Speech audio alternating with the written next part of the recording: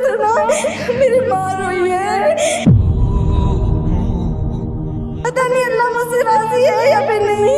मुझे माफ करवा ले अल्लाह से भी, मेरी अम्मी से भी मुझे माफ करवा दे sir.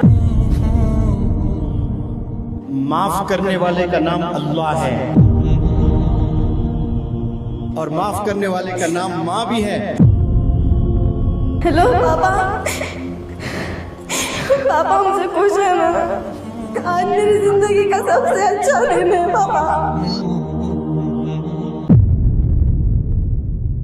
My dad is my hero, my mother is my hero, बस ऐसे ही बोलते जाते थे। लेकिन जब सर बोलते ना तो वो बातें दिलों में उतरती और उस पर अमल होता। सर की बातें सुन के ना रात रात को नींद नहीं आती। ये सब हम क्या कर रहे थे, हम तो पहले ध्यान ही नहीं दे रहे थे, बस हाँ कहते थे। हमारे अब्बू जान मुझे यहाँ छोड़ने आए थे ना, तो मेरी सेफ्टी के लिए उन्होंने ट्रेन से एसी बुक करा के वो आए। लेकिन जब वो इधर से गए ना, उनके पास टाइम नहीं था कि 24 घंटे पहले वो बुक करवा सके, तो वो टॉयलेट के साइड ट्रेन में बैठ के गए। मुझे ऐसा फील हो रहा था ना कि बस अब दोबारा कभी नहीं, इंशाल्लाह अपने माँ बाप को कभी तकलीफ नहीं देंगे हम। मेरी वजह से ना मेरी माँ रोई है, वो मेरे लिए ना बच्चों की तरह रोई थी सर। मैं भूल नहीं रही वो सिचुएशन, मुझे मेरी माँ माफ कर दे बस।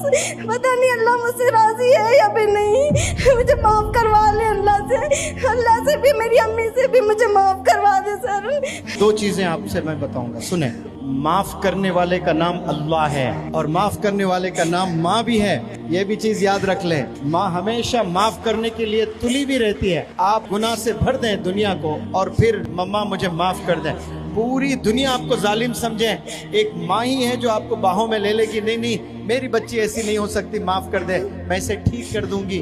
तो माँ ऑलरेडी माफ करी हुई है आपको, आपने बस कन्फेस करना है इंशाअल्लाह। सर बस एक, मुझे कुछ नहीं करना, बस मेरे कॉल अभी लगा दे प्लीज सर। ये सबको गवाह रखकर माँ से बात करना चाहते हैं। अस्सलाम वालेकुम जी, आपकी बिटिया यहाँ पढ़ रही हैं, मैं मुनव्वर जमार्स कर रहा हूँ। कुछ लड़कियाँ स्टेज पर आकर अपने जज्बात का इजहार कर रही थी। हमने वालिदैन की कदर नहीं की है और हम लोग वालिदैन को नाराज़ किए। और आपकी लड़की तो रो रो कर ये कह रही थी, मुझे तो ऐसा लगता है कि मेरे अब्बू तो मुझसे राज़ी नहीं होंगे।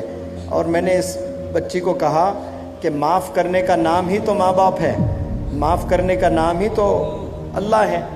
अच्छा, आप कह रहे हैं ऐसे कुछ किया ही नहीं जो आप लोग नाराज़ हो।